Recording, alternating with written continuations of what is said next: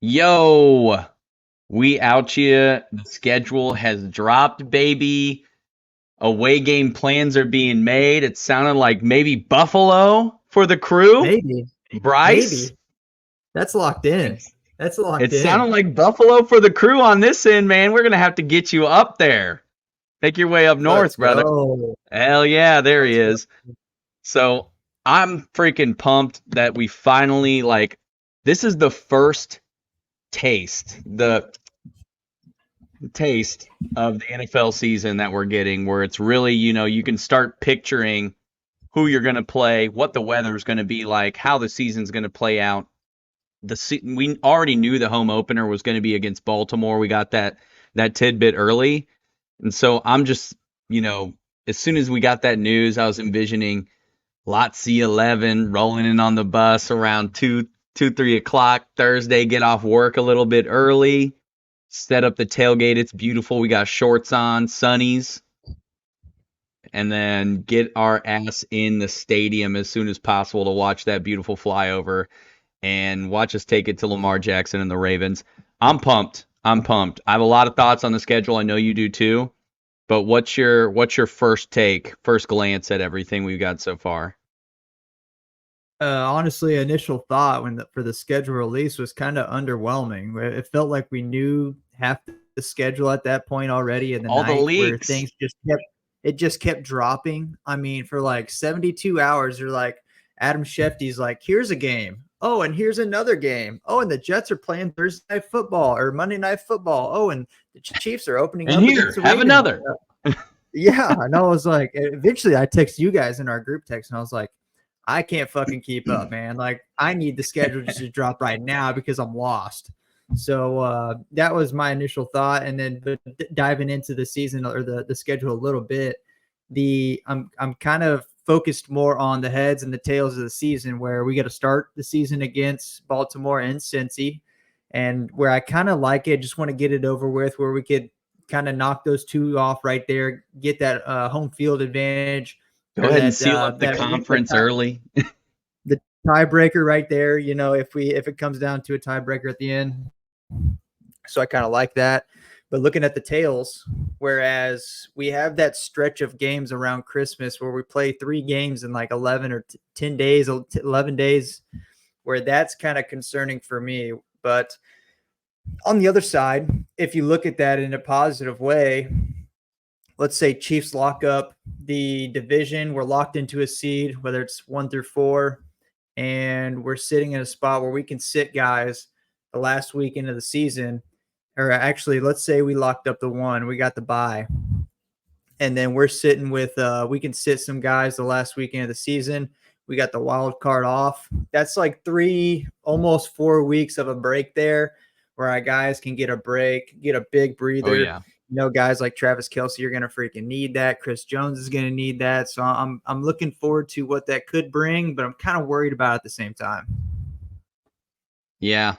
There's a lot to get into with it. I know that being, what you said about the tail end of that schedule, there is definitely a lot of thoughts in my mind about what that's going to look like. So before I give my, we kind of dive into this together, quick shout out to our partner at the Atlas Saloon, Keith, Jim, the whole family over there at the Atlas. They've been incredible partners for us throughout all of last season and pretty much since we launched our partnership with Odyssey. So it's been a ton of fun growing with them, watching what they're doing over there in the Excelsior Springs area. They've been around for a long time though, like since 2018. They've been slinging craft brews. Head brewmaster Keith Hudson's kind of taking the lead there. Pretty cool stuff they're doing right now. Beer tasting. So they had German beer night last week. And then tonight, as we're recording the show, Keith is rolling out his samples of IPAs for anyone that's coming in and wanting to sample what that looks like, as well as giving you kind of a crash course or a history into the development of those styles of beers, which I think is just incredible. Like that's the true brewery experience that they're bringing to the table. And who would have thought you could get that in a small Yeah. town north of Kansas City like Excelsior Springs? So the way they're developing that side of the saloon, in addition to kind of what they already do with the Chiefs during the season, the community that you have there watching the game. It's pretty awesome. So make sure if you're in Excelsior Springs, you check it out. Or if you have not visited the town yet, make your way up north, stay at the Elms, and go grab some beers at the Atlas Saloon, and some barbecue from Wabash. So it's a lot of fun out there in the town. Um, yeah, let's get into this thing, dude. I Yeah, think love it. let's start at the beginning, right? You kind of alluded to it already, where there's an opportunity to get marquee matchups out of the way quickly. I can't take credit for this, but a guy in our season ticket holder group made a joke about how the NFL wanted to get the Mahomes and Burrow matchups out of the way before they ended up injuring themselves later on in the season. That just seems to Yep. be the pattern, right? These guys end up hurting themselves. Lamar being the style that he is, healthy season last year, but the two before that had some troubles. And Joe Burrow, I think it's too early for Joe Burrow. Joe Burrow's been getting himself hurt in training camp every year. What the hell? Like we might end up playing Yep. what's his name? Who knows? Andy Dalton might come out of the woodwork and play for this team, or they might go grab Joe Flacco. So it's who knows Yeah. who we're gonna grab. It's seeming like that wrist injury maybe is a little more serious too. So a little more serious than what they let on. But two marquee matchups with the AFC North. Those AFC North teams actually have a tougher strength of schedule than the majority of the NFL. They actually sit 1, 2, and 3. The Bengals are at 16, but the Ravens, Steelers, and Browns right up at the very top for strength of schedule. And I think that's because they make their way through the AFC West. But big time matchups, two big time home games. I'm pumped. Yeah, I think something else to look at with these games as well is that we get a nearly a 10-day break, or we do get a 10-day break between Mm-hmm. week 1 and week 2. So we get that 10-day period we can prepare for Cincinnati, where we know, there's two games everybody's circling on the schedule if you're a Chiefs fan, and that's Cincinnati, absolutely, and that's Buffalo, because we play them every single year now. Those are the rivalries, and that's the games we want to see. And that's who, if we went 2-14, all I want to beat is Cincinnati, and all I want to beat is 2-15 now is Buffalo. So those are the games everybody's circling. So it's nice to have that 10-day buffer there to be able to Oh roll yeah. into the game against Cincinnati. And it's at home. We're going to stay at home for the first 2 weeks. I think looking at these games, we have the Right. advantage when it comes to the kind of small ticky-tack stuff. Now, when it comes to paper, I think we need to wait a little bit on that. We need to see how the summer shakes out and see how the teams look on paper after training camp and throughout the preseason. So, but I'm loving the first 2 weeks, and it kind of rolls in there. We go on the road for 2 weeks where we go to Atlanta, and then we go to LA and play the Chargers. So, not too worried about Atlanta. They may give us some troubles, but looking at that game, I think that's going to be a nice kind of and I hope it doesn't turn out to be like a breather game where everybody's like, holy shit, that was a really tough 2 weeks. I might only go about 80% in this Atlanta game and try to squeak by. But the LA game, as always, division rivals, they play us tough. And it'll be interesting to see how those two games turn out after having the gauntlet of playing Baltimore and Cincinnati at home.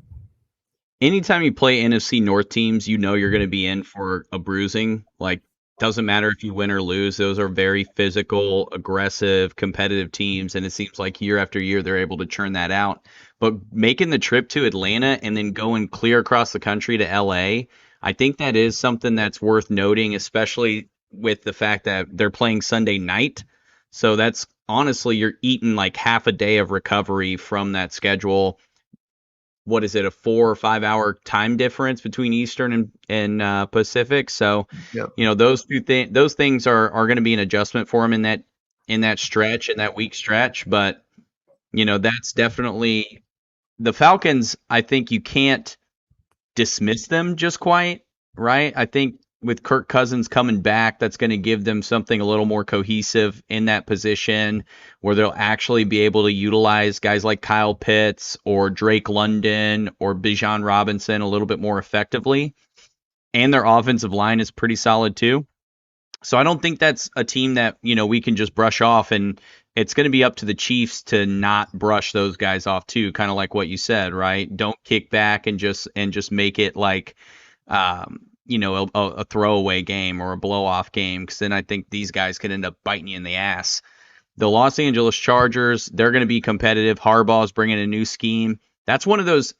That's one of those things that is underrated whenever new coaches come in. You don't have tape on what they're going to do in that offense and in that situation. So we could see brand new scheme for Justin Herbert and the Chargers.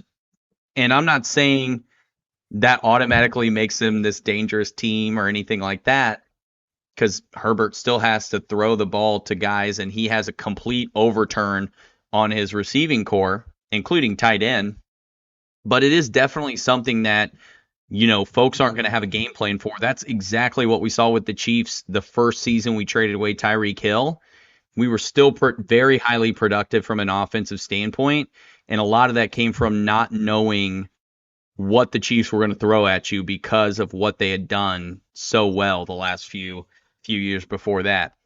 But from that point, we roll straight into a home game on a Monday night. So that gives us 8 days rest after that cross-country trip from New Orleans to LA, and then a bye week right after that. So Derek Carr coming back into Arrowhead, going to get his eardrums blown out as usual. Hopefully the score reflects that same thing, blown out. But I'm really excited to, man, I'm just so, my bucket list item is to watch every single team play in person in some capacity.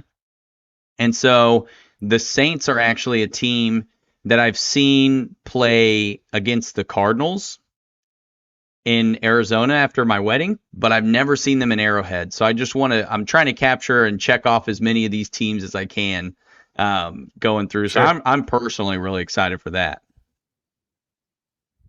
Yeah, I think jumping into after that, I don't have too much hype. But I think New Orleans is another team just like Atlanta. It's going to see, what if they can make all those pieces they put together this offseason, make all those fit into whatever scheme that they want to put together. So that's going to be interesting to see what they do down there. I will say with the bye week, we've been pretty lucky in the last few years where that bye week has been somewhere around beginning of November or late October, where it gives those guys that real mid-season break.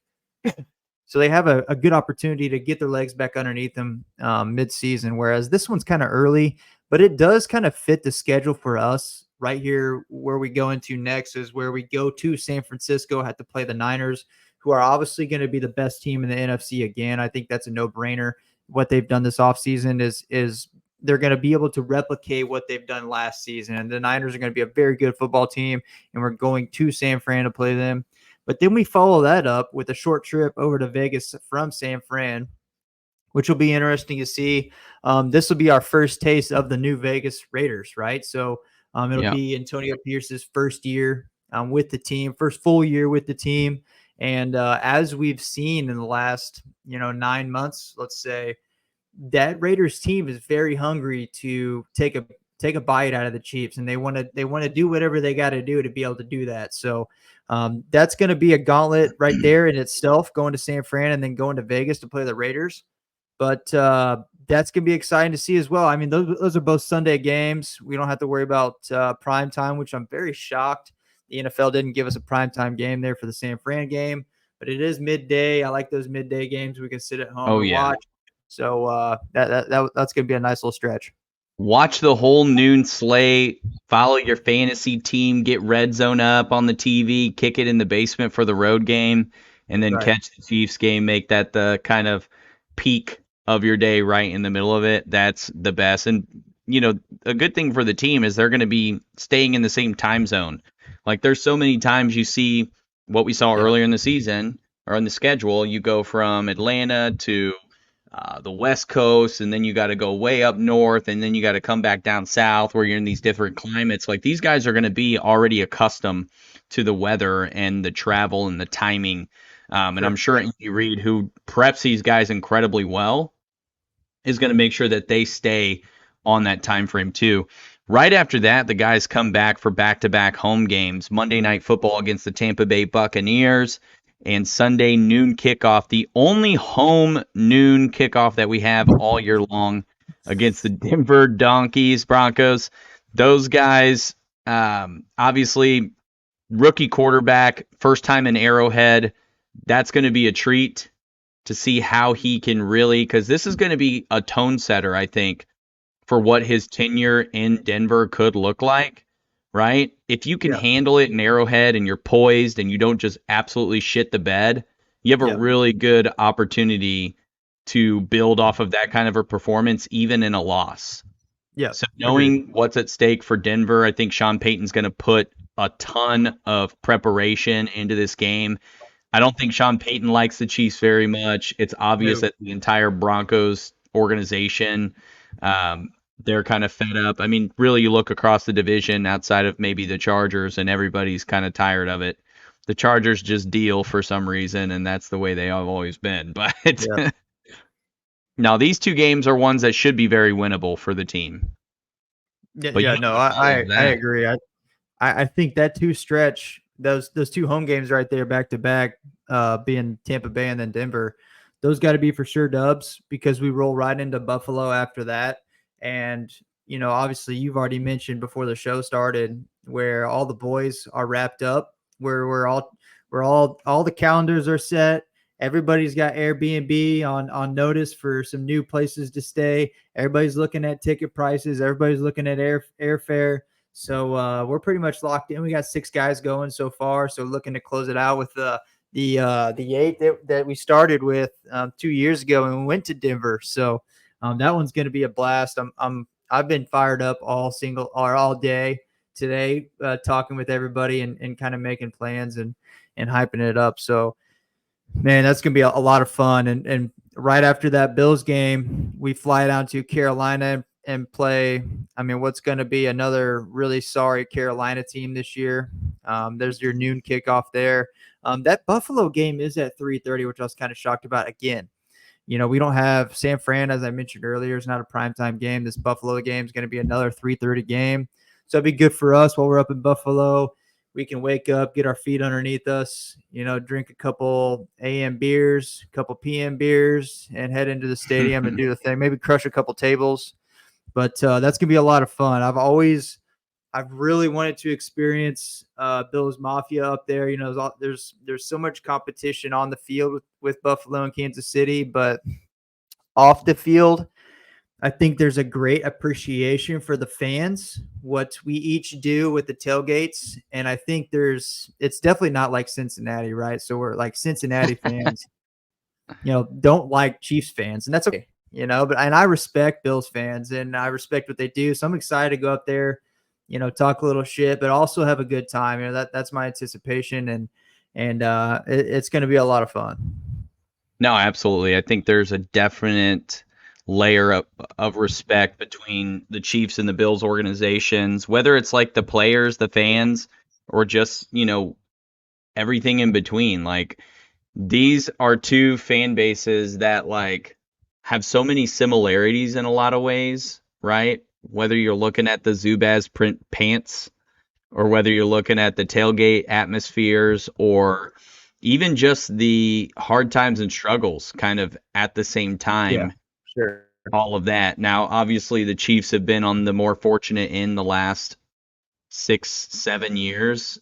Not sure what turned the tide there, but it's definitely been a little bit different in just that regard. But, everything else, like two teams that have deeply rooted history on the AFL and that side of NFL history. So it is going to be a lot of fun from that respect, from that aspect, where we can actually see, firsthand what I think is a comparable football culture amongst fans. Yeah. So, and Yeah. I think they're going to welcome us with open arms. I don't think it's going to be a situation where you're going to feel left out because I've just seen too many videos of them just being like just super hospitable and awesome. So I'm Yeah. pumped. I'm pumped for it. Yeah. Well, after It's going to be a good one. it's going to be awesome. After Carolina, we get to host the Raiders on Black Friday. Is that a bad omen? Is that a bad omen playing the Raiders on Black Friday? Like, I just almost feel I like didn't think about that. That's going to be hyped I up. just almost feel like that's a day built for them. So we got to make it our own. Yeah. We got to make it our own. 2 o'clock time Friday game. That Love the time. That is just so. As a season ticket holder, I'll get on a soapbox. I kind of was spewing this a little bit in our group chat just because as a season ticket holder, I'm going to have to take off like a week of PTO if I want to catch all these damn games. Yeah. And the thing that sucks is I've already sunk the cost into this MF. So now I gotta figure out a way to recoup dollars if I'm not going. And I know I'm not the only season ticket holder who's alone in that thinking. Um, all across the board, you've got 2 Monday night games at home, a Friday night or Friday afternoon game, a Wednesday Christmas game, which luckily that's not home. We haven't gotten quite there yet. But then on top of that, you have your Thursday night kickoff game. So it's like for the fan, it's a little tough. But when you have a property that's as attractive as the Kansas City Chiefs, TV stations, streaming services like Netflix, that's where the Christmas Day game's going to be. Black Friday shown on Prime Video exclusively. All of those elements just show you exactly what kind of product the NFL is rolling out. And something interesting before we move into the next phase of the schedule here. I think it was Carrington Harrison who tweeted it out. And he said the NFL is rolling out pay-per-view right before our eyes. And I think that's 100% accurate because you're having to pay for all these ancillary streaming services if you want to catch the damn game. And so it's like, what would you rather do? Like, pool together for one quick subscription and have like 10 people at your house, go to a bar and hope that they have the subscription set up, like, or buy it yourself if you don't already have it. Like, there's all these things that fans are having to do to accommodate the NFL's, revenue streams. And I don't know. It's not been fun. I literally still have Peacock from when I bought it for the playoffs. I will say Netflix has said that you'll get your local games. So if you live in the KC area, you're going to be able to watch Kansas City Chiefs football, similar to the playoffs last year. Although when it comes to the playoffs, I want to watch all football. I don't want to just have to only have the ability to watch the Chiefs, right? So that's the part that sucks. And I guess that's what sucks for Chiefs fans that all across the country, right? They don't get to watch the Chiefs if you don't have Netflix. So yeah, it's a bummer, man. No, it's not ideal, right? not a ton of fun for the fans' sake, but I think this is something we just have to get used to. It's only a matter of time before, Disney Plus gets in on it, Hulu gets in on it. We get a game on HBO Max. Like, it's all gonna keep happening. Back into the schedule is pretty light. However, it is that 10-day stretch, right? On the road at Cleveland, winnable game. Hosting Houston and CJ Stroud. It's going to be a good game. And then on the road playing Pittsburgh. Tough team, tough defense, right? Yeah. And that's the cap to the 10-day stretch. So that's tough right there. Gritty organization. Now, the Broncos game week 18, that one's TBD. So we don't know if it's going to be a Saturday or a Sunday game. Week 18, they leave in limbo now.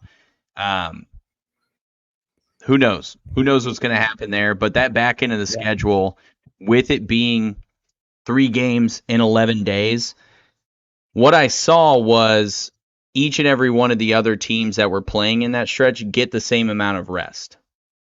So at least there's that aspect where it's like, true. One team is getting a week compared to us getting, a 4-day stretch or a 3-day stretch or whatever it looks like of recovery. Agreed. That's well noted. All in all, we'll cap it with this. What is your season prediction for the Kansas City Chiefs?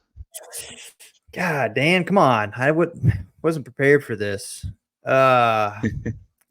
I think it's going to be somewhere around the same as last year, but I think with the heavy competition in the AFC, I think everybody's going to be middle of the road. I don't think somebody like Baltimore is going to pull away, having to play Cincinnati twice, barring that Joe Burrow's healthy. Houston's going to be good, but I think they're going to have their struggles. They're still a very young team. and Buffalo is going to be a wild card team, but they're going to play those key matchups really well. So I kind of see us sitting around like a, God, I want to say like a 14-3, but maybe more of like a 13-4 is kind of where I'm leaning, with a 1 or a 2 seed is where I see the Chiefs. It really, I don't want to say our record depends on what happens with Rashee Rice, but it comes back. Let's say he comes back against Tampa Bay and he's got a couple games under his belt before we play Buffalo, and he gets kind of a roll going, and we have him and Brown really popping off, then things could really change to where we win out the rest of the season there. Not just because him, but just adds another layer. So I'm gonna wrap with 13-4 is where I'm going. So I was thinking 13-4, but I'm going to drop it just one more and put us at 12-5 this year, holding down a 2 seed. So I got us at 12-5. I think we maybe split one of those first 2 games, probably end up losing to either the Niners or the Buffalo or both. I think we lose a game somewhere in there, and then I'll go ahead and chalk up just one more to play a little bit differently than where you're at, but we'll go 12-5 for the Kansas City Chiefs this year, making the playoffs, winning the division. No chance we're losing out on that. I mean, that's pretty much it, man. Schedule is out. A lot of fun that we can keep speculating on as we move through the off season. Make sure you follow the show at @thefastest_40 on Twitter and Instagram. Appreciate you all listening. We'll catch you next week. Let's go Chiefs.